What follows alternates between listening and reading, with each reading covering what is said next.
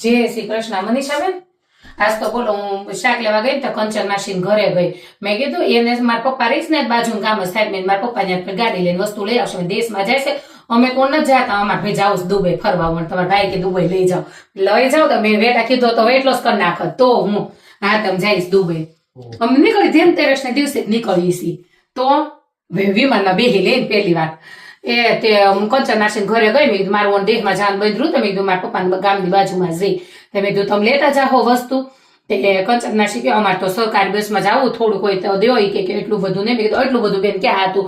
મેં કીધું મારા પપ્પાને મહેમાન બહુ લાગે. તો મેં કીધું 2 કિલો નાન ખટાશ લેતા જાઓ અને 5 કિલોની પેટી. મેં તું સફરજન ની દો 10 કિલો. હમણાં બહુ બેન સંતરા કેવું એટલા નેરવાળા રસ્તે ખબર ને. તો મેં કીધું 5 કિલો 10 કિલોની સંતરાની ગુણ. અને મેં મારા ટી શર્ટ ને બધું જૂનું કાઢ્યું.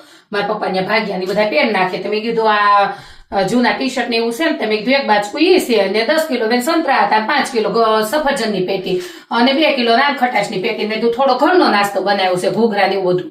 તમે લેતા જાઓ ને. તે કંચન નાસી કે ના રે નહીં કે અમારે સરકારી બસમાં નહીં કે દિવ્યાબેન કે ન કરવું ના નો પાડે થાવ મોઢે સારા થાય. બોલો મારે એટલી વસ્તુ એમાં ક્યાં જાજી વસ્તુ હતી. તમે તો એટલું ન લેતું જવાય. તે ન લેતા ગયા. અને મેં છે ને પાછી ઘઉંની સેવ પડાવી હતી. તો મેં 5 કિલો ઘઉંની સેવ છે મેં બધું ભેગું કરી રાખ્યું. બોલો અને એને હાલતા કેડે ના પાડી તો એ પ્રમદી નીકળે જ છે દેહમાં જવા.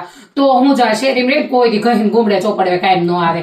મને તો બહુ ડીંગ ચડ્યા. મેં તો જરીક એવા વસ્તુમાં ના પાડી દીધી ને આપણે કેટલું ગહારું લઈ. એટલે આમ દુબઈ જઈશ. તો હું અમાર સ્ટેટસ જોજો પાછા. તો આમ ધનતેરસ ને દિવસે જ નીકળીએ છીએ. હા ના રે ના દોસ્તારની બધા હશે ને અમે છીએ 2 જણા. હા તે કાંઈ નહીં. મેં તો પેટમાં હોફ નહોતું. મેં લાઈ કહી આવું. કંચન નાસી ના પાડીને તયું નહીં. તો હું જય શ્રી કૃષ્ણ. હાલો બેન જાય રાંધવા ટાણું છું. તો આ દી એક હવે દીવાબત્તી નહીં કરીએ. હા